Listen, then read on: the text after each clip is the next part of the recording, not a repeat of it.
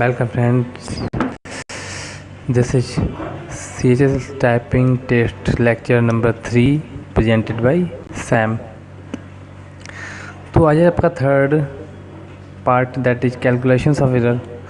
Friends, हम हमारे YouTube channel शिक्षा मंत्र अकादमी को लाइक कीजिए, सब्सक्राइब कीजिए, हमारे वीडियो शेयर कीजिए ताकि हम आपको एसएससी, पीसीएस, बैंक वगैरह सारे कोर्सेज आराम से प्रोवाइड करा सकें। आपके सहयोग से ही हम आगे बढ़ेंगे। सीबीएसई और स्पेशल कोर्स भी हम आपको प्रोवाइड कराएंगे। आपकी क्वेरी पे अगर आप मांगते हैं तो आपके लिए स्पेशल कोर्स भी प्रोवाइड कराए जाएंगे। आप अपने कॉन्टैक्ट नंबर्स पर कॉल कर सकते हैं। ओके फ्रेंड्स, तो आज हमारा टॉपिक था how to calculate the mistake. तो there are two type of mistake, the first one is full mistake and second one is half mistakes. तो let us discuss full mistakes.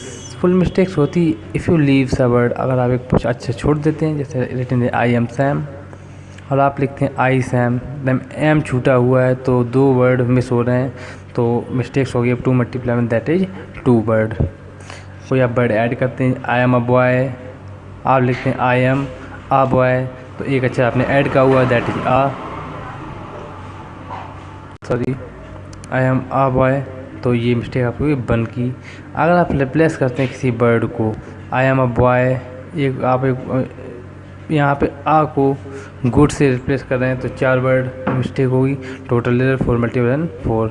और इसके अलावा extra space भी आपके ऊपर also effect डालेगा, इसलिए कभी भी एक्स्ट्रा स्पेस लगाने से पहले अच्छे से ध्यान रखिएगा। नेक्स्ट, हाफ मिस्टेक्स क्या होती हैं? हाफ मिस्टेक्स होती हैं जब आप स्पेसिंग एरर करते हैं, जैसे आप स्पेस नहीं लगाते हैं या एक्स्ट्रा स्पेस लगाते हैं। रिटन आपको लिखना आई एम अ बॉय, आप लिख रहे हैं आई एम अ बॉय के बीच में स्पेस नहीं दिया है, या आई एम में ए और एम के बीच में एक्स्ट्रा स्पेस दे दिया है, तो ये हाफ मिस्टेक्स में गिना जाएगा। तो इसमें दोनों में एरर कितनी हो जाएगी? 5 वर्ड्स में, इसमें 2 वर्ड में मिस हो रहा है एम में, तो ये mistake 2 multiply half that is 1 word. यहाँ पे 5 वर्ड मिस्टेक बन रही है that is 5 multiply half equal to 5/2, 2.5 word.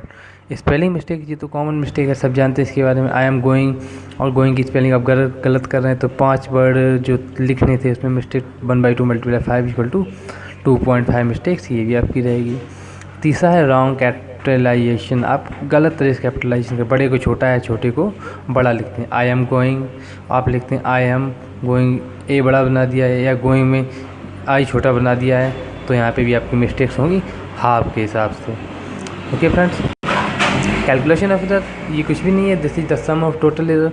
आपने जितनी टोटल की एरर करी हुई है अपॉन जितनी टोटल की डिप्रेस करी हुई है, इसमें 100 का मल्टीप्लाई कर देंगे। मान लीजिए किसी ने 50 की टोटल मिस्टेक करी हुई है, 50 की, और टोटल की प्रेस करी है उसने 2000, देन मिस्टेक्स आप इस फार्मूले में रख देंगे तो आ जाएगा 2.5 और ये आपकी एरर क्वालिफाई हो जाएगी। इसके अलावा एक कट ऑफ भी एसएससी ने निर्धारित की हुई है जिसके अंतर्गत आप कितनी मिस्टेक्स कर सकते हैं। तो जनरल के लिए मिस्टेक्स निर्धारित की गई 5% मिस्टेक्स, बाकी सारी कैटेगरी के लिए 7% मिस्टेक्स अलाउड है। फिर भी आपको ये प्रत्याशा की जाती है कि आप मिस्टेक्स बिल्कुल ना रखें। Okay friends, thanks. आज मैंने आपको पूरा बताया कि टाइपिंग टेस्ट में मिस्टेक्स किस तरह की काउंट की जाती है और क्या क्या मिस्टेक्स होती हैं।